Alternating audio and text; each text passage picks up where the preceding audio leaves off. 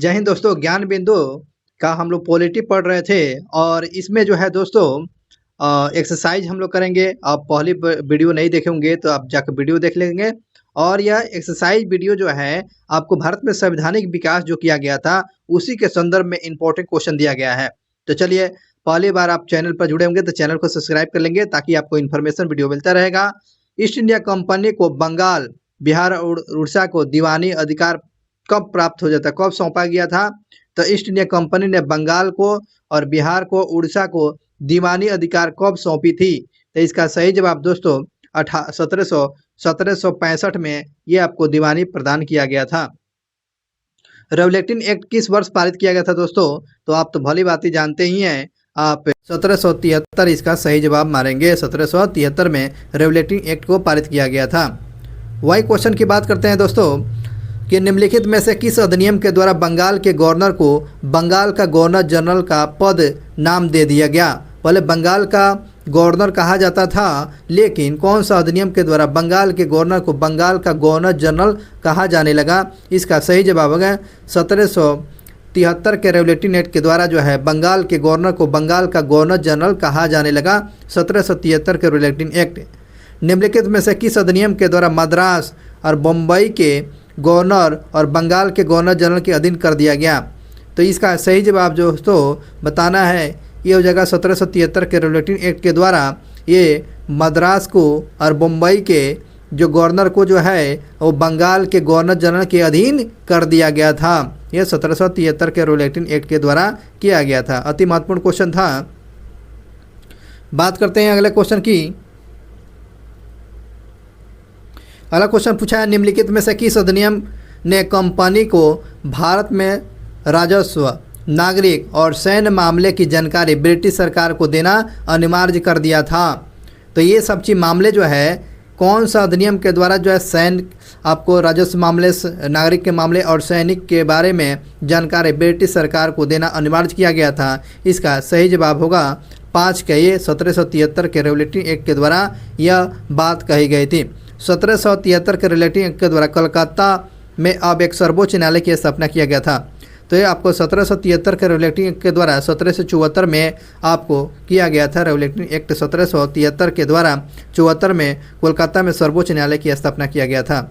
वही क्वेश्चन की बात करते हैं दोस्तों, निम्नलिखित में से किस अधिनियम को बंदोबस्त अधिनियम के नाम से भी जाना जाता है? बंदोबस्त अधिनियम है ना, बंदोबस्त अधिनियम के नाम से किसको बोला जाता है? तो 1781 के अधिनियम को बंदोबस्त अधिनियम के नाम से जाना जाता है। इस क्वेश्चन को याद रखेंगे, बंदोबस्त अधिनियम पूछेगा तो 1781 अधिनियम को बंदोबस्त अधिनियम के नाम से जाना जाता है। किस अधिनियम के द्वारा भारत में कंपनी के अधीन क्षेत्र को पहली बार ब्रिटिश अधिराज्य क्षेत्र कहा गया? तो ये जो है ब्रिटिश के अधीन जो है क्षेत्र को पहली बार ब्रिटिश अधिपत्य क्षेत्र कहा जाता था, अधिपत्य क्षेत्र कहा गया था। कौन सा चार्टर एक्ट के द्वारा पहली बार अधिपत्य क्षेत्र कहा गया था? 8 का सही जवाब होगा आपको 1784 के पिट्स इंडिया एक्ट के द्वारा जो अंग्रेजों के द्वारा जीता गया या कंपनी के द्वारा जो जीता गया जमीन क्षेत्र को यह पहली बार ब्रिटिश अधिराज क्षेत्र कहा जाता था। पिट्स इंडिया एक्ट 1784 के में ये बात कही गई थी। नया क्वेश्चन की बात करते हैं, किस अधिनियम के द्वारा बंगाल के गवर्नर के परिषद के कमांडर इन चीफ का पद प्रदान किया गया था? ये जो है बंगाल के गवर्नर के परिषद को कमांडर इन चीफ का पद का भी प्रावधान किया गया था। जिसका सही जवाब बताएंगे आपको 1786 के अधिनियम के द्वारा ये बात कही गई थी। अगले क्वेश्चन की बात करते हैं, 10 नंबर क्वेश्चन देखेंगे। निम्नलिखित में से किस अधिनियम में कोलकाता में सर्वोच्च न्यायालय की स्थापना का प्रावधान किया गया था? रेगुलेटिंग एक्ट 1773 के रेगुलेटिंग एक्ट के द्वारा कोलकाता में सर्वोच्च न्यायालय की स्थापना किया गया था। और बात करते हैं पिट्स इंडिया एक्ट जो है, पिट्स इंडिया एक्ट किस वर्ष पारित किया गया था? पिट्स इंडिया एक्ट जो कब पारित किया गया था? ये आपको 1784 में किया गया था। पिट्स इंडिया एक्ट 1784 में पारित किया गया था। वही क्वेश्चन की बात करते हैं, किस अधिनियम के द्वारा ब्रिटिश संसद ने चाय और चीन के साथ व्यापार को छोड़कर ईस्ट इंडिया कंपनी के भारत के साथ व्यापार एकाधिकार को क्या किया? समाप्त कर दिया था? तो आपको 1813 का चार्टर एक्ट के द्वारा 1813 का चार्टर एक्ट के द्वारा ये जो है चीन के साथ और चाय के साथ जो व्यापार का एकाधिकार बना रहा था, लेकिन उस पर का जो है कंपनी के अधिकार को छीन लिया गया था। नेक्स्ट क्वेश्चन की बात करते हैं। ब्रिटिश संसद के किस अधिनियम के द्वारा, ब्रिटिश संसद के किस अधिनियम ने भारत में व्यापार पर ईस्ट इंडिया कंपनी का एकाधिकार समाप्त कर देता है? तो इस प्रकार जो है याद रखेंगे, तो ईस्ट इंडिया कंपनी जो है समाप्त कर देता है, एकाधिकार समाप्त कर देता है।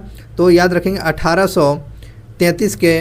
1833 के द्वारा जो है ईस्ट इंडिया कंपनी जो है समाप्त कर दिया था, एकाधिकार समाप्त कर दिया था। इसमें से कोई नहीं, 1833 याद रखेंगे। 13 का ही सही जवाब था। आगे बढ़ते हैं, अगला क्वेश्चन की बात करते हैं कि ब्रिटिश मिशनरियों को भारत में बसने की अनुमति प्रदान किया गया था। ब्रिटिश मिशनरियों को भारत में बसने की अनुमति प्रदान किया गया था 1813 के चार्टर एक्ट के द्वारा। 1813 के चार्टर एक्ट के द्वारा ब्रिटिश मिशनरियों को भारत में बसने की अनुमति दे दिया गया था। ब्रिटिश सरकार ने किस अधिनियम ने पहली बार भारत में शिक्षा के लिए 1 लाख रुपया देने की बात किया था? चार्टर एक्ट 1813 के चार्टर एक्ट 1813 में 1 लाख रुपये भारतीय को देने का प्रावधान किया गया था। भारत के गवर्नर जनरल के पद की व्यवस्था का प्रावधान सर्वप्रथम डैश के द्वारा किया गया था। भारत में गवर्नर जनरल का पद जो है कि व्यवस्था का प्रावधान सर्वप्रथम कौन सा चार्टर एक्ट में किया गया था? इसका 16 का जवाब होगा चार्टर एक्ट 1833 में। भारत के गवर्नर जनरल के पद की व्यवस्था का प्रावधान सर्वप्रथम 1833 में किया गया था। 1833 में किया गया था। अगले क्वेश्चन की बात करते हैं, किस अधिनियम के द्वारा जो है भारत में अस्थायी सरकारों को व्यक्तियों पर कर लगाने के लिए अधिकृत कर दिया गया था? तो वह कौन सा अधिनियम जो था भारत में स्थानीय सरकारों को व्यक्तियों के ऊपर कर लगाने के लिए अधिकृत कर दिया गया था? तो वो कौन सा अधिनियम के द्वारा जो है भारत में व्यक्तियों पर टैक्स लगाया जा सकता था? तो 1813 का अधिनियम के द्वारा व्यक्तियों पर टैक्स लगाया जाएगा, ये प्रावधान किया गया था। निम्नलिखित में से किस अधिनियम के द्वारा भारतीय केंद्रीय विधान परिषद में स्थानीय प्रतिनिधित्व का प्रारंभ किया गया था, यानी प्रतिनिधित्व शुरू किया गया था? तो वह कौन सा अधिनियम के द्वारा जो है भारतीय केंद्रीय विधान परिषद में अस्थायी प्रतिनिधित्व प्रारंभ किया गया था? इसका 18 का सही जवाब बताएंगे, ये हो जाएगा 1853 के अधिनियम के द्वारा ये बताया गया था। भारतीय केंद्रीय विधान परिषद में अस्थायी प्रतिनिधित्व शुरू किया गया 1853 के अधिनियम, 1853 के अधिनियम के द्वारा। अगला क्वेश्चन की बात करते हैं दोस्तों कि निम्न में से किस कानून के द्वारा ईस्ट इंडिया कंपनी से सत्ता ब्रिटिश साम्राज्य के हाथों में चला गया था, स्थानांतरित कर दिया गया था? तो इस प्रकार जो है ये ईस्ट इंडिया कंपनी के हाथों से लेकर अब ब्रिटिश साम्राज्य जो है अब सत्ता संभाल लिया। इसका सही जवाब होगा आपको भारत सरकार अधिनियम 1958 के तहत जो है अब ईस्ट इंडिया कंपनी अब ब्रिटिश सम्राट के हाथ में चल जाता है। कौन सा अधिनियम? भारत सरकार अधिनियम 1858 के तहत। नेक्स्ट क्वेश्चन की बात करते हैं दोस्तों, निम्नलिखित में से किसके द्वारा जो है भारत के लिए सेक्रेटरी ऑफ स्टेट का पद सृजन किया गया था? भारत के लिए सेक्रेटरी ऑफ स्टेट पद का सृजन किया गया था। 20 का सही जवाब होगा भारत सरकार अधिनियम 1858 में ये पद सृजित किया गया था। भारत के लिए सेक्रेटरी ऑफ स्टेट भारत सरकार अधिनियम 1858 में इस पद को सृजित किया गया था। वही क्वेश्चन की बात करते हैं, वह कौन सा अधिनियम था जिसके भारत में सत्ता ब्रिटिश ईस्ट इंडिया कंपनी से ब्रिटिश क्राउन के हाथों में चला गया था? ब्रिटिश क्राउन के हाथों में चला गया था। भारत सरकार अधिनियम 1858 के तहत ये ब्रिटिश क्राउन के हाथों में चला गया था। नेक्स्ट क्वेश्चन देखेंगे, किस अधिनियम के द्वारा कानून बनाने की प्रक्रिया में भारतीय प्रतिनिधित्व को शामिल करने की शुरुआत किया गया था? वह कौन सा अधिनियम जो था भारतीय प्रतिनिधित्व को शामिल करने के लिए कानून में शामिल करने के लिए शुरू किया गया था? 22 का सही जवाब बताना है। इसका सही जवाब होगा बी 1861। 1861 में यह प्रावधान किया गया था जिसमें कानून बनाने के लिए भारतीयों को पहली बार शामिल किया गया था 1861 में। किस अधिनियम के द्वारा लॉर्ड कैनिंग के द्वारा शुरू किया गया पोर्टफोलियो प्रणाली की मान्यता मिल जाता है? पोर्टफोलियो यानी मंत्रिमंडलीय विभागीय प्रणाली, इसको बोलते हैं विभागीय प्रणाली यानी पोर्टफोलियो प्रणाली की शुरुआत लॉर्ड कैनिंग के द्वारा किया गया था। इसका सही जवाब बताएंगे 23 का हो जाएगा 1861 में। 1861 में जो है शुरू किया गया था कैनिंग के द्वारा पोर्टफोलियो प्रणाली की शुरुआत, यानी विभागीय प्रणाली की शुरुआत कैनिंग के द्वारा किया गया था। पोर्टफोलियो प्रणाली इसी को बोलते हैं। 1861 के अधिनियम के द्वारा वायसराय को आपातकाल के दौरान अध्यादेश जारी की अवधि कितने माह का होता था?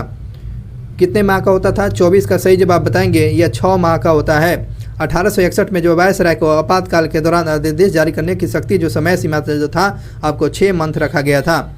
निम्नलिखित में से किस अधिनियम के द्वारा भारत के गवर्नर जनरल को अध्यादेश जारी करने की शक्ति प्रदान किया गया था? तो भारत परिषद अधिनियम 1861 में यह प्रावधान किया गया था। 1861 में अध्यादेश जारी कर सकता था और इस प्रकार लॉर्ड कैनिंग ने किया हुआ था और 6 माह अध्यादेश जारी किया जा सकता था।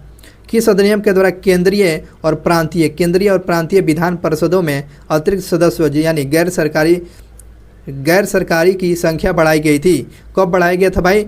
तो केंद्रीय और प्रांतीय विधान परिषदों में आपको संख्या बढ़ाया गया था। कब बढ़ाया गया था? 26 का सही जवाब होगा 1892 में बढ़ाया गया था। 1892 में ये संख्या बढ़ गया था। नेक्स्ट क्वेश्चन की बात करते हैं दोस्तों। निम्नलिखित में से किस अधिनियम के अंतर्गत में भारतीय विधान परिषद को बजट पर बहस करने की शक्ति मिल जाता है?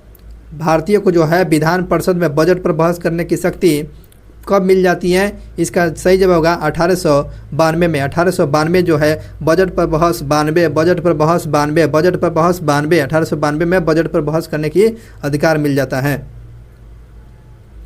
चलिए अगले क्वेश्चन की बात करते हैं दोस्तों कि निम्नलिखित में से पहली बार जो किस अधिनियम के द्वारा किसी भारतीय को वायसराय और गवर्नर जनरल की कार्यकारी परिषद के साथ एसोसिएशन बनाने यानी संगठन बनाने का प्रावधान किया गया था? 28 का सही जवाब होगा 1909 में जो है ये जो है पहली बार अधिनियम में 1909 के अधिनियम में देखा गया था वायसराय और गवर्नर जनरल के कार्यकारी परिषद में एसोसिएशन बनाने का प्रावधान किया गया था। 1909 में किया गया था। 1909 के अधिनियम के द्वारा वायसराय की कार्यकारी परिषद में सर्वप्रथम भारतीय सदस्य को किसको शामिल किया गया था? सत्येंद्र प्रसाद सिन्हा को शामिल किया गया था। 1909 में जो है वायसराय के कार्यकारी परिषद में शामिल होने वाले प्रथम व्यक्ति कौन थे? तो सत्येंद्र प्रसाद सिन्हा, जिसे एसपी सिन्हा के नाम से भी जाने जाते हैं। ब्रिटिश भारत में सांप्रदायिकता प्रतिनिधित्व की व्यवस्था निम्नलिखित में से किस अधिनियम के द्वारा किया गया था? तो मार्ले मिंटो सुधार अधिनियम 1909 में जो है भारत में जो है सांप्रदायिकता के आधार पर पहली बार विभाजन किया गया था। कौन सा अधिनियम में? आपको 1909 में किया गया था, मार्ले मिंटो सुधार में किया गया था। 1909 का अधिनियम संबंधित है और 1909 का जो है संबंधित है पृथक मताधिकार क्षेत्र पर लागू करने से। 31 का सही जवाब क्या होगा? पृथक मताधिकार क्षेत्र को लागू करने से 1909 अधिनियम संबंधित है। वही क्वेश्चन बात करते हैं भारत में सांप्रदायिकता चुनाव प्रणाली कॉमनल इलेक्शन सिस्टम सबसे पहले शुरू किया गया था। कब शुरू किया गया था? तो मार्ले मिंटो सुधार में ही भारत में सांप्रदायिकता चुनाव प्रणाली की शुरुआत किया गया था। आपको मार्ले मिंटो सुधार में 1909 में देखने को मिला हुआ था। नेक्स्ट क्वेश्चन की बात करते हैं। भारत में पहली बार सांप्रदायिकता प्रतिनिधित्व की शुरुआत कब किया गया था? 1909 में मार्ले मिंटो सुधार में ही किया गया था। चलिए अगले क्वेश्चन की बात करते हैं। निम्नलिखित में से पहली बार सांप्रदायिकता चुनाव प्रणाली शुरू किया गया था? पहली बार जो है सांप्रदायिकता चुनाव प्रणाली की शुरुआत किया गया था 34 का 1909 में ही शुरू किया गया था। मुसलमानों के लिए अतिरिक्त निर्वाचन प्रणाली मंडल की किसके द्वारा शुरू किया गया था? मार्ले मिंटो सुधार अधिनियम के द्वारा मुसलमानों के लिए निर्वाचन मंडल की अलग व्यवस्था किया गया था। मार्ले मिंटो सुधार 1909 में किया गया था। 1909 के इंडियन काउंसिल एक्ट में किस बात की व्यवस्था किया गया था? तो ये सांप्रदायिक प्रतिनिधित्व की बात किया गया था। सांप्रदायिक प्रतिनिधित्व की बात 1909 में इंडियन काउंसिल एक्ट में इस बात को कही गई थी। अगला क्वेश्चन की बात करते हैं। अगला क्वेश्चन पूछा गया है कि किस भारत सरकार अधिनियम के तहत पहली बार विधायिका में कुछ निर्वाचित प्रतिनिधित्व की मंजूरी दिया गया था? वह कौन सा अधिनियम दोस्तों था जो पहली बार विधायिका में कुछ निर्वाचित प्रतिनिधित्व की मंजूरी दिया गया था? 37 का सही जवाब होगा आपको भारत सरकार अधिनियम 1909 में यह प्रावधान किया गया था। प्रतिनिधित्व विधायिका में कुछ प्रतिनिधित्व का मंजूरी मिल गया था, 1909 में मिल गया था।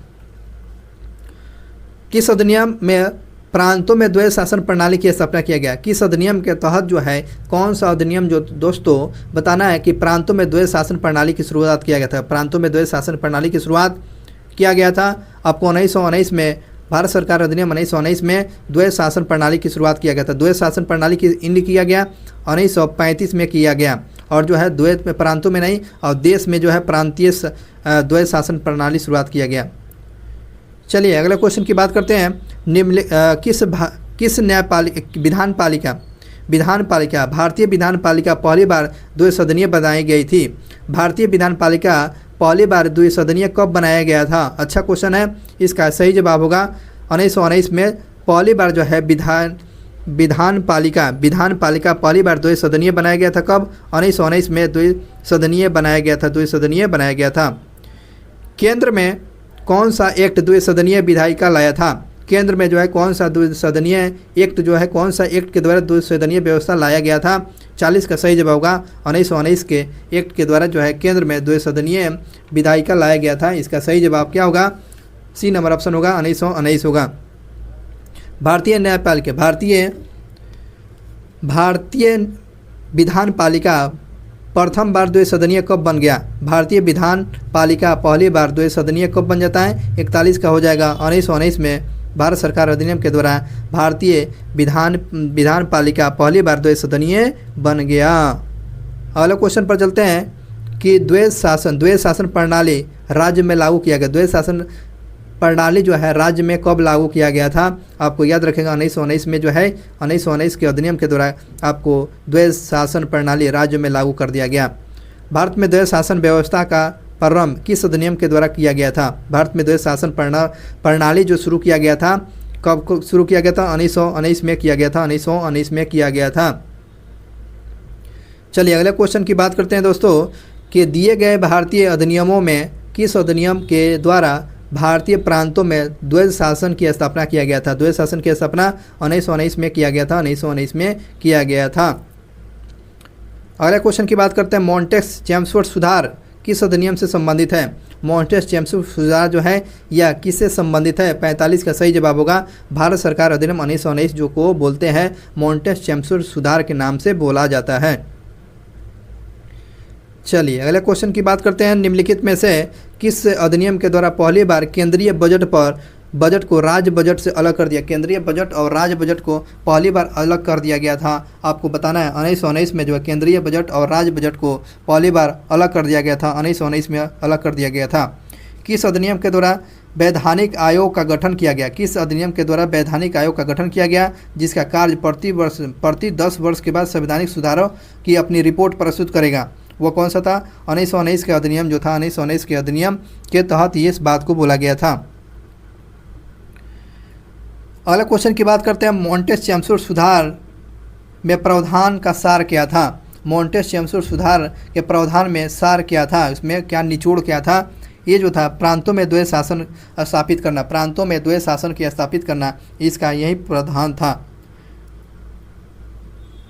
अगले क्वेश्चन की बात करते हैं। किस अधिनियम को मॉन्टेस्क्यू सुधार के नाम से भी जानते हैं? मॉन्टेस्क्यू सुधार के नाम से भारत शासन अधिनियम 1919 को जाना जाता है।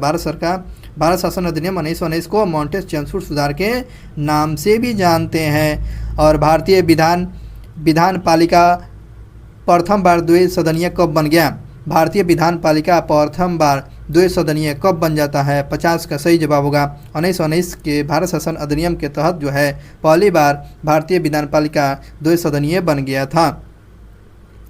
नेक्स्ट क्वेश्चन की बात करते हैं। 1919 के अधिनियम के द्वारा किस वर्ष लोक सेवा आयोग का गठन किया गया था? किस वर्ष जो है लोक सेवा आयोग का गठन किया गया था? इसका सही जवाब होगा डी नंबर 1926 में किया गया था। 1919 के अधिनियम के द्वारा लोक सेवा आयोग का गठन किया गया था। 1926 में किया गया था। अति महत्वपूर्ण क्वेश्चन था।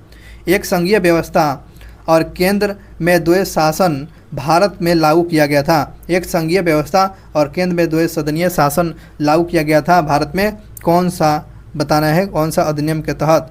52 का हो जाएगा 1935 के अधिनियम के तहत जो है केंद्र में द्वैध अधिनियम आपको 1935 में और राज्य में पूछेगा 1919 में। चलिए अगले क्वेश्चन की बात करते हैं।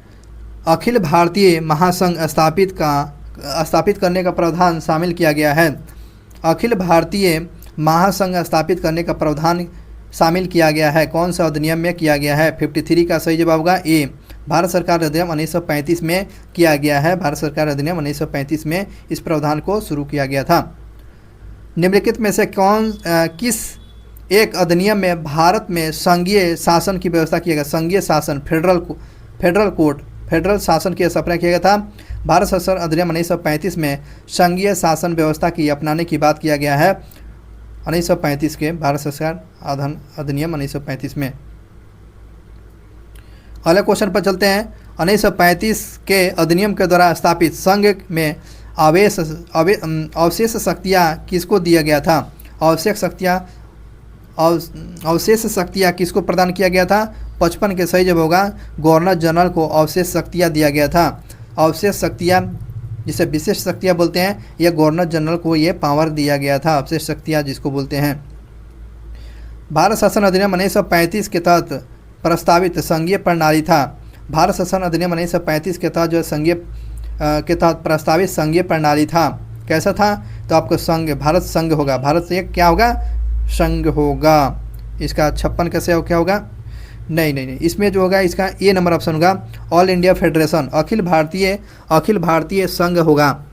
ये जो है भारत शासन अधिनियम 1935 के तहत प्रस्तावित संघ क्या होगा? अखिल भारतीय संघ होगा, द ऑल इंडिया फेडरेशन होगा। चलिए अगले क्वेश्चन की बात करते हैं दोस्तों कि निम्नलिखित अधिनियमों में से किस अधिनियम के फलस्वरूप बर्मा जो है भारत से अलग हो गया था? तो बर्मा भारत से अलग हो गया था, आपको याद होगा। तो इसका सही जवाब है गवर्नमेंट ऑफ इंडिया एक्ट 1935 के द्वारा जो है भारत से बर्मा अलग हो गया था 1935 में। चलिए अगले क्वेश्चन की बात करते हैं। भारत शासन अधिनियम 1935 में कितने धाराएं थे? भारत शासन अधिनियम 1935 में कितना धारा था? अति महत्वपूर्ण क्वेश्चन है। 321 धारा था। भारत शासन अधिनियम 1935 के तहत जो है कितने धारा था? 321 था। निम्नलिखित में से किस एक अधिनियम के द्वारा भारत में संघीय न्यायालय की स्थापना किया गया था? संघीय न्यायालय की स्थापना किया गया है। इनमें से कोई भारत सरकार अधिनियम 1935 के तहत किया गया था। चलिए अगले बात करते हैं। केंद्र में द्वैध शासन किस अधिनियम के तहत स्थापित किया? केंद्र में द्वैध शासन व्यवस्था पूछ रहा है, तो भारत सरकार अधिनियम 1935 के तहत किया गया था। 1935 का गवर्नमेंट ऑफ इंडिया एक्ट क्यों महत्वपूर्ण है दोस्तों? ये आपको 61 नंबर का सही जवाब बताएंगे। 61 का सही जवाब होगा यह भारतीय संविधान का प्रमुख स्रोत है। 1935 का गवर्नमेंट ऑफ इंडिया एक्ट क्यों महत्वपूर्ण है? क्योंकि भारतीय संविधान का प्रमुख स्रोत आपको इसी को माना गया है। निम्नलिखित बताने प्रांतीय स्वायत्तता का प्रावधान निम्नलिखित में से किसके अंतर्गत में किया गया है? प्रांतीय स्वायत्तता का प्रावधान निम्नलिखित में से किसके अंतर्गत किया गया है? तो 62 का सही जवाब होगा 1935 का भारत सरकार अधिनियम के तहत किया गया है। अगले क्वेश्चन की बात करते हैं दोस्तों। अगला क्वेश्चन पूछा गया है, भारत सरकार अधिनियम 1935 ने निम्नलिखित में से क्या व्यवस्था किया गया है? चलिए बात करते हैं भारत सरकार अधिनियम 1935 में क्या व्यवस्था किया था। तो इसका सही जवाब होगा D number option, Akhil Bharatiya संघीय व्यवस्था का प्रबंधन किया था। अखिल भारतीय संघीय व्यवस्था का प्रबंधन किया हुआ था। अगले क्वेश्चन की बात करते हैं, भारत में संघीय न्यायालय की रचना उत्पत्ति का समर्थन निम्नलिखित में से कौन सा अधिनियम आया आगे के द्वारा होता है? तो भारत सरकार अधिनियम 1935 के द्वारा होता है। रिपीटेड सब क्वेश्चन है, अलग अलग तरीके से क्वेश्चन पूछे जा सकते हैं। सब देख रहे हैं क्वेश्चन पूछा गया है। अखिल भारतीय महासंघ की स्थापना का प्रावधान शामिल किया गया है। अखिल भारतीय महासंघ की स्थापना का प्रावधान किया गया। 65 का सही जवाब होगा भारत सरकार अधिनियम 1935 में महासंघ का स्थापना के प्रावधान किया गया है। नेक्स्ट क्वेश्चन की बात करते हैं, निम्नलिखित में से किस अधिनियम ने केंद्र में द्वैध शासन प्रणाली स्थापित किया? केंद्र में द्वैध शासन प्रणाली आपको भारत सरकार अधिनियम 1935 के तहत जो है स्थापित किया गया था। देख रहे हैं यूपीएससी 2014 में क्वेश्चन पूछा गया था। अगले क्वेश्चन की बात करते हैं दोस्तों, प्रांतीय स्वायत्तता शुरू करने के लिए भारत की ब्रिटिश सरकार के द्वारा कौन सा अधिनियम पारित किया गया था? प्रांतों में स्वायत्तता शुरू करने के लिए ब्रिटिश सरकार ने कौन सा अधिनियम पारित किया था? तो इसका सही जवाब होगा भारत सरकार अधिनियम 1935 शुरू किया था। प्रांतीय स्वायत्तता को जो शुरू किया गया था कौन सा अधिनियम के तहत?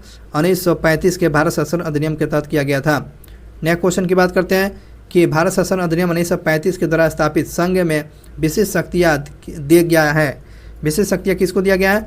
तो यह भारत शासन अधिनियम 1935 के द्वारा स्थापित संघ के विशिष्ट शक्तियाँ किसे दी गई है? किसको दिया गया है? 68 का सही जवाब होगा गवर्नर जनरल को दिया गया है। विशिष्ट शक्तियाँ जो है किसको दिया गया? अवशिष्ट शक्तियाँ या विशिष्ट शक्तियाँ जो है गवर्नर जनरल को प्रदान किया गया है। राष्ट्रपति के अध्यादेश जारी करने के शक्ति की प्रेरित होता है। राष्ट्रपति के द्वारा अध्यादेश जारी करने की जो शक्ति जो है किससे प्रेरित मिलता है? किससे ये सीख मिलता है? इसका सही जवाब भारत शासन अधिनियम 1935 के तहत राष्ट्रपति के दो ऑर्डिनेंस जारी करता है। आपको आर्टिकल 123 आर्टिकल 1, 2, 3 के तहत जो है राष्ट्रपति अध्यादेश जारी करता है और यह अध्यादेश जारी जो है भारत शासन अधिनियम जो है अधिनियम 1935 से लिया गया, इसी से प्रेरित है। अगले क्वेश्चन की बात करते हैं दोस्तों। ब्रिटिश शासन काल में संविधान के विकास में कौन सा कानून ऐतिहासिक नहीं है? तो बताना है कि ब्रिटिश शासन काल में जो है संविधान के विकास में वो एक ऐतिहासिक महत्वपूर्ण एक्ट नहीं था। कौन सा एक्ट महत्वपूर्ण नहीं था? 70 का डी नंबर हो जाएगा protection of civil right act 1955। ये आपको protection of civil right act जो है 1955 ये आपको नहीं था। ऐतिहासिक का कोई महत्वपूर्ण जानकारी नहीं है। ब्रिटिश कैबिनेट मिशन के अंतर्गत में संवैधानिक सभा का चुनाव आयोजित किया गया था। कब किया गया था? ब्रिटिश कैबिनेट मिशन के आयोग के तहत, कैबिनेट मिशन आयोग के तहत जो है संवैधानिक सभा के चुनाव का आयोजन किया गया था। कब चुनाव का आयोजन किया गया था? 71 का सही जवाब होगा ए नंबर ऑप्शन सही होगा, जुलाई 1946 में किया गया, जुलाई 1946 में किया गया था। नेक्स्ट क्वेश्चन की बात करते हैं। अगला क्वेश्चन पूछा गया केंद्र में अंतरिम सरकार की स्थापना हुआ था। केंद्र में अंतरिम सरकार का स्थापना किसके द्वारा किसके आने के बाद हुआ था? 72 का सही जवाब बताएंगे कैबिनेट मिशन के आने के बाद जो है केंद्र में अंतरिम सरकार की स्थापना किया गया था। ये सी नंबर ऑप्शन सही है। अगले क्वेश्चन की बात करते हैं। 1946 में भारत में अंतरिम सरकार का मुखिया कौन था? भारत में अंतरिम सरकार का मुखिया पूछ रहा है कौन था? तो आपको लॉर्ड माउंटबेटन था। 1946 में अंतरिम सरकार का मुखिया कौन था? लॉर्ड माउंटबेटन था। प्रथम अंतरिम राष्ट्रीय सरकार की घोषणा कब किया गया? प्रथम बार जो है अंतरिम राष्ट्रीय सरकार की घोषणा कब किया गया था? 74 का सही जवाब बताएंगे आपको 24 अगस्त 1946 को किया गया था। अंतरिम सरकार की घोषणा कब किया गया था? 24 अगस्त 1946 को किया गया। अंतरिम सरकार की घोषणा 24 अगस्त 1946 को किया गया था। निम्नलिखित में से कौन अगस्त 1946 में गठित प्रथम आंतरिक सरकार का सदस्य नहीं था? कौन इसमें जो है आंतरिक सरकार का सदस्य नहीं था? आपको डॉक्टर एस राधाकृष्णन जो अंतरिम सरकार में ये शामिल नहीं थे। निम्नलिखित में से वह कौन सा अगस्त 1946 में गठित अंतरिम सरकार का सदस्य नहीं था? तो राधाकृष्णन नहीं शामिल थे, ये तो बात तो हो चुका था। 1947 में नेहरू की सरकार के कानून मंत्री कौन थे? नेहरू की सरकार में कानून मंत्री कौन थे? 1947 में पूछ रहा है। 1947 में नेहरू के समय में कानून मंत्री डॉक्टर अंबेडकर थे, डॉक्टर अंबेडकर। 1946 में अंतरिम सरकार में डॉक्टर राजेंद्र प्रसाद के पास कौन सा विभाग था? खाद्य और कृषि मंत्रालय थे, खाद्य और कृषि मंत्रालय इनके पास था। स्वतंत्र भारत का प्रथम गृह मंत्री पूछ रहा है तो वल्लभ भाई पटेल। स्वतंत्र भारत के प्रथम गृह मंत्री वल्लभ भाई पटेल है, वल्लभ भाई पटेल। चलिए अगले क्वेश्चन की बात करते हैं। कैबिनेट मिशन 1946 में प्रस्ताव पर गठित अंतरिम सरकार 1946 और स्वतंत्रता संग्राम के पहले मंत्रिमंडल 1947 में खाद्य मंत्री कौन थे? तो आपको यही थे, आपको डॉक्टर राजेंद्र प्रसाद ही थे, डॉक्टर राजेंद्र प्रसाद। चलिए अगले क्वेश्चन की बात करते हैं दोस्तों। 1946 में स्थापित अंतरिम सरकार के सदस्य नहीं थे, तो अंतरिम सरकार में अच्युता पटवर्धन नहीं थे। अच्युता पटवर्धन ये आपको अंतरिम सरकार में शामिल नहीं थे। इसमें तो सरदार बलदेव से, रक्षा मंत्री जगदीवान, श्रम मंत्री जॉन मथाई, रेलवे डिपार्टमेंट से ये सब चीज़ का देख रहे थे। आगे बढ़ते हैं दोस्तों। भारत के प्रथम गृह मंत्री आपको स्वतंत्र भारत के पूछ रहा है, तो आपको इसका सही जवाब होगा सरदार वल्लभ भाई पटेल। इसका सही जवाब होगा सरदार वल्लभ भाई पटेल थे। और भारत के प्रथम प्रधानमंत्री आपको याद रखेंगे पंडित जवाहरलाल नेहरू थे, पंडित जवाहरलाल नेहरू। चलिए अगले क्वेश्चन की बात करते हैं। यहाँ पर एक क्वेश्चन छूट रहा है।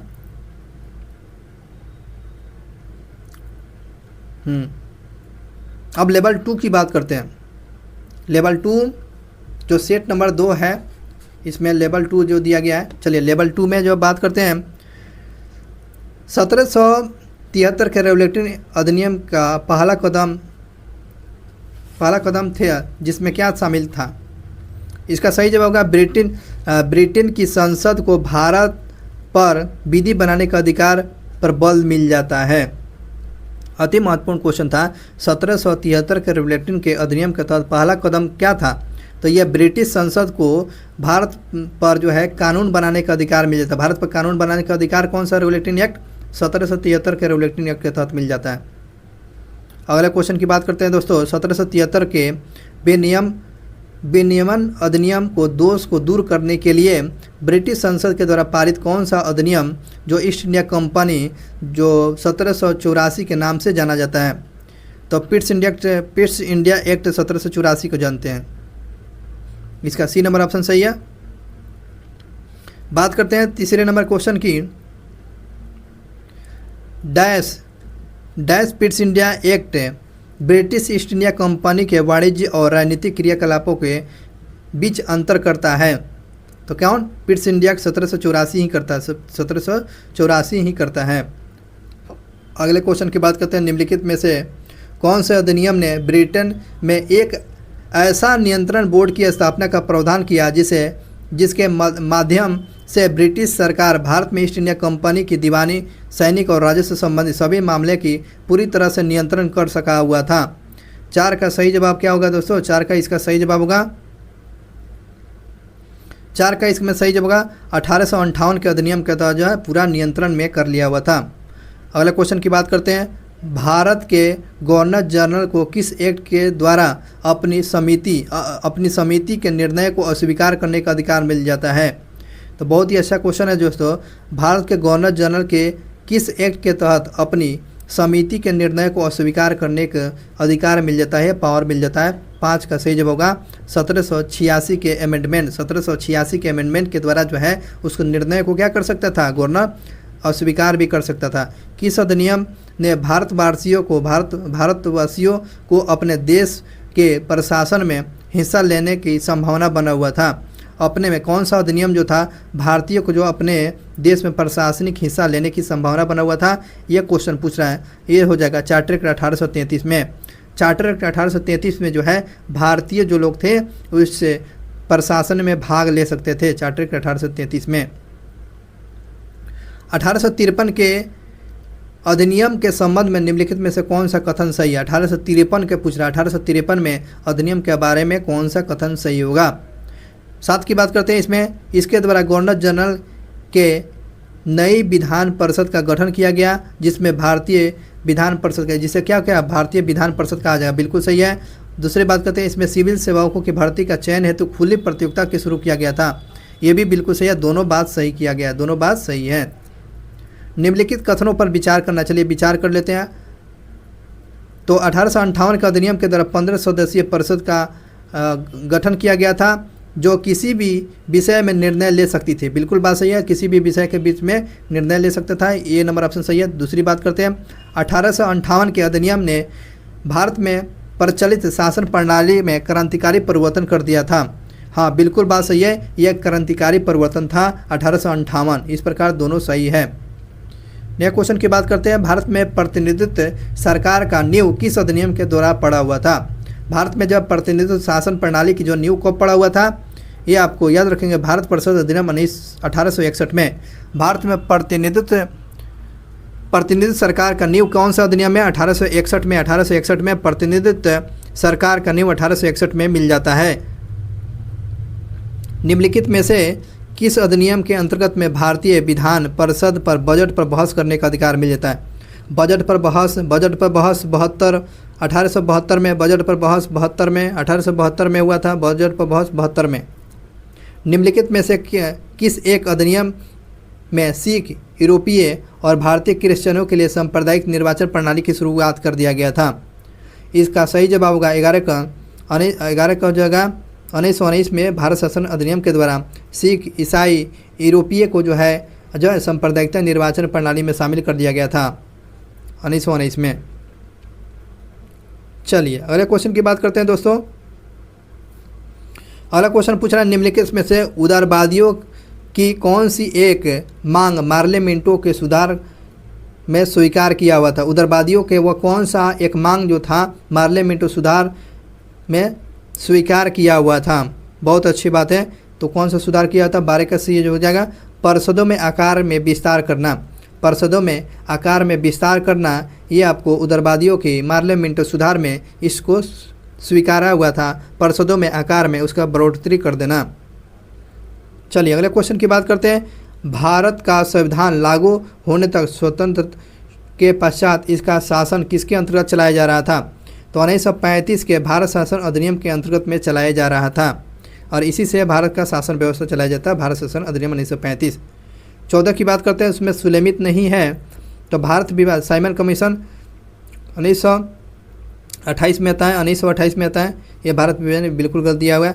मार्ले मिंटो आपको सांप्रदायिकता प्रतिनिधि से संबंधित है और भारत शासन अधिनियम 1835 वे स्वशासन से संबंधित है। कैबिनेट मिशन आपको संविधान के निर्माण से बात किया हुआ था। चलिए लेवल 3 की बात करते हैं। लेवल 3 में बात करते हैं, इसमें सूची 1 और सूची 2 से मिलान करना है। चलिए इसमें बात करते हैं, बी नंबर ऑप्शन सही होगा। देखिए इसमें क्वेश्चन पूछ रहा है कि नियंत्रक परिषद की स्थापना, नियंत्रक परिषद की स्थापना हो जाएगा 1 का 2 हो जाएगा। नियंत्रक परिषद की स्थापना आपको इसका 1 का हो जाएगा, 2 नंबर सही होगा। सर्वोच्च न्यायालय की स्थापना, सर्वोच्च न्यायालय की स्थापना हो जाएगा आपको नियामक अधिनियम 1773 में सर्वोच्च न्यायालय, ठीक है ना। तो 74 में आपको कोर्ट की स्थापना किया गया था। इंग्लिश मिशनारियों को भारत में आने जाने की छूट मिल जाता है, 3 का 3 हो जाएगा। और बात करते हैं इसमें गवर्नर जनरल के परिषदों में कानून के सदस्य की बात किया गया था, तो इसका 4 का 4 हो जाएगा। इस प्रकार जो आपको बी नंबर ऑप्शन सही था। चलिए दूसरे नंबर क्वेश्चन की बात करते हैं दोस्तों। चार्टर एक्ट 1813 के संबंध में कथनों पर विचार करना है। 1813 का चार्टर एक्ट पर विचार करते हैं। चलिए इसमें बात करते हैं। इसने भारत में ईस्ट इंडिया कंपनी के व्यापार एकाधिकार को चाय का व्यापार और चीन के साथ व्यापार को छोड़कर समाप्त कर दिया था। बिल्कुल बात सही है। दूसरी बात करते हैं, इसने कंपनी के द्वारा अधिकार में लिए गए भारतीय राज क्षेत्र ब्रिटिश राज यानी क्राउन के संपूर्णता को दृढ़ कर रहा था। ये बिल्कुल बात सही है। अब बात करते हैं, भारत का राजस्व अब ब्रिटिश संसद से नियंत्रण में आ गया। भारत का राजस्व नहीं, ये भारत का राजस्व अब जो है ब्रिटिश राजस्व से आ जाता है। देखते हैं इसका सही क्या होगा। ये नंबर तो बता रहा है, हाँ बिल्कुल सही है, दोनों बात सही है। नहीं, ये राजस्व जो दिया जाता था भारतीय राजस्व से दिया जाता था। इस प्रकार ए और 2 सही है, 3 नंबर गलत है। चलिए तीसरे क्वेश्चन की बात करते हैं। तीसरा नंबर क्वेश्चन पूछा गया है, भारतीय परिषद 1861, भारतीय परिषद अधिनियम 1861 के संबंध में कथनों पर सही विकल्प को पढ़कर बताना है। चलिए 3 की बात करते हैं। इसमें ये जो होता है, इस अधिनियम के फलस्वरूप गवर्नर जनरल की कार्यपालिका परिषद में कुल सदस्यों की संख्या 7 हो गया। बिल्कुल गलत हो गया, ये 7 नहीं था। बात करते हैं विधि निर्माण के लिए जो है अतिरिक्त सदस्यों की संख्या कम से कम 6 से बढ़कर आपको कितना कर दिया, 12 कर दिया। बिल्कुल सही बात है। प्रांतों और केंद्रीय विषयों में किसी तरह के मतभेद नहीं हो सकता था। बिल्कुल सही है, आपको बी नंबर ऑप्शन सही है। चलिए 4 नंबर क्वेश्चन की बात करते हैं दोस्तों। सुलेमित करना है, तो 4 नंबर का इसका सही जवाब होगा ए नंबर ऑप्शन होगा। चलिए इसमें ए नंबर में आपको मिला देते हैं। इंडियन काउंसिल एक्ट 1892 निर्वाचन के सिद्धांत में शुरुआत किया गया था। सिद्धांत में शुरुआत किया गया था। बात करते हैं आगे। द इंडियन काउंसिल एक्ट 1909 में क्या किया गया था, मुसलमानों के लिए पृथक निर्वाचन प्रणाली की शुरुआत किया गया था। 1919 में क्या किया गया था, तो 1919 में जो है प्रांतों में द्वैत शासन की शुरुआत किया। भारत शासन अधिनियम 1900 प्रांतीय स्वैत शासन की शुरुआत किया गया था। ये आपको मिलान सही था। चलिए अगले टॉपिक पर बात करते हैं, अगले क्वेश्चन की। 1919 में भारत शासन अधिनियम बताना है निम्नलिखित में से कौन सी विशेषता है। चलिए बात करते हैं 1919 में बात करते हैं। ये जो बात करते हैं प्रांतों में कार्यकारी सरकार को द्वैत शासन की व्यवस्था किया गया। बिल्कुल बात सही है, प्रांतों में द्वैत शासन की स्थापना किया गया था। मुसलमानों के लिए पृथक निर्वाचन प्रणाली की व्यवस्था किया गया था। ये 5 का ये जो है इसमें जो है 1919 में नहीं किया गया था, 1909 में किया गया था। बी नंबर ऑप्शन गलत है। चलिए बी नंबर ऑप्शन हो गया। केंद्रीय प्रांतों में विधायी शक्ति का हस्तांतरण कर दिया गया था। हाँ बिल्कुल सही है। इस प्रकार जो है 1 और 3 सही है। 2 जो है आपको 1909 में किया गया था, मुसलमानों के लिए सांप्रदायिक निर्वाचन प्रणाली। आगे पढ़ते हैं कि भारत सरकार अधिनियम 1919 में प्रांतीय सरकार के कार्य आरक्षित यानी रिजर्व और अतिरिक्त में ट्रांसफर्ड विषय के अंतर्गत बांटे गए थे। इसमें से आरक्षित विषय कौन कौन से थे? तो आरक्षित विषय आपको बताना है तो न्याय, प्रशासनिक, स्थानीय स्वशासन, और बात करते हैं भू राजस्व और पुलिस। इस प्रकार जो है आपको 3 नंबर ऑप्शन सही होगा। 3 नंबर ऑप्शन 1, 3, 4 1, 3, 4 जो है 1, 3, 4 इसमें जो है आपको स्थानीय स्वशासन नहीं हो जाएगा। स्थानीय स्वशासन छोड़कर इसमें सभी हो जाएगा। चलिए अगले क्वेश्चन की बात करते हैं। भारतीय इतिहास के संदर्भ में द्वैत शासन या डार्की सिद्धांत किससे निर्देशित है? डार्की सिद्धांत किससे निर्देशित है? 7 का सही जवाब होगा डी नंबर ऑप्शन। प्रांतों में प्रयोजित विषय को 2 प्रवर्गों में विभाजित करना, ये द्वैत शासन की प्रमुख आधार था। अगले क्वेश्चन की बात करते हैं। निम्नलिखित कथनों पर विचार करना है। चलिए विचार कर लेते हैं। इसमें 8 की बात करते हैं। बी नंबर ऑप्शन सही है। इसमें 1919 में मॉन्टेक चेम्सफोर्ड जो है 21 वर्ष से अधिक आयु की महिलाओं के जो मताधिकार की प्रस्तुत किया गया था, ये बिल्कुल बात सही नहीं है। इसमें जब 1935 में एक्ट ऑफ सेटलमेंट 1935 में गवर्नमेंट ऑफ इंडिया एक्ट में विधानमंडल में महिलाओं के लिए आरक्षित स्थानों को प्रावधान किया गया था। बिल्कुल बात सही है। ये आपको बी नंबर ऑप्शन सही था। चलिए 9 नंबर क्वेश्चन की बात करते हैं। निम्नलिखित में से बताना है भारत सरकार अधिनियम 1935 की मुख्य विशेषता नहीं था। कौन सा विशेषता नहीं था? इसमें बात करते हैं अधिनियम में अखिल भारतीय महासंघ का प्रावधान किया था। बिल्कुल सही था भाई। अवशिष्ट शक्ति प्रांतीय विधायिकाओं में आवंटित किया गया था। अवशिष्ट शक्तियाँ जो है आपको गवर्नर के पास हुआ करता था, ये बिल्कुल बात गलत है। आगे बढ़ते हैं। केंद्रीय स्वशासन का सूत्रपात का संकेत मिल गया था। बिल्कुल सही है। इसमें जो है प्रांतीय स्तर पर द्वैत शासन को समाप्त करके केंद्र में द्वैत शासन लागू किया गया था। बिल्कुल बात सही है। चलिए 10वां नंबर क्वेश्चन की बात करते हैं। इसमें जो बताना है इंडियन काउंसिल एक्ट भारत परिषद अधिनियम 1861 के बारे में कौन सा कथन सही है? बात करते हैं इसमें। इसने कानून बनाने में प्रयोजन में गवर्नर जनरल की परिषद का विस्तार किया। बिल्कुल बात सही है। परिषदों में आपको विस्तार किया हुआ था और गवर्नर जनरल सदस्यों की संख्या में वृद्धि के लिए प्राधिकृत नहीं था। यह बिल्कुल गलत था। ये आपको 1 नंबर ऑप्शन सही होगा। इस प्रकार ये सही जवाब होगा। तो दोस्तों इस प्रकार जो है आपको भारत में संवैधानिक विकास का जो आपको टॉपिक जो था आज समाप्त हो गया MCQ क्वेश्चन में। और आपको बोलेंगे इसका वीडियो नहीं देखेंगे, सब्जेक्टिव वीडियो नहीं देखेंगे, तो आप सब्जेक्टिव वीडियो जाकर देख लेंगे ताकि आपको अगले का टॉपिक आपको पढ़ने को मिलेगा। भारत का संविधान, भारत में जो है संविधान का निर्माण, कैसे यह संविधान का निर्माण किया गया, चैप्टर नंबर 2 देखेंगे। तो इसलिए चैनल पर पहली बार आए होंगे तो चैनल को सब्सक्राइब कर लेंगे ताकि आपको इन्फॉर्मेशन वीडियो मिलता रहेगा। चैप्टर नंबर 2 संविधान का निर्माण हम लोग देखेंगे। प्ले लिस्ट बना दिया गया है ज्ञान बिंदु पॉलिटी का प्ले लिस्ट में आप जाकर वीडियो देख लेंगे। चलिए thank you so much. MCQ question देख रहे थे ज्ञान बिंदु का पॉलिटी का। बहुत बहुत धन्यवाद। मिलते हैं नेक्स्ट वीडियो क्लास में।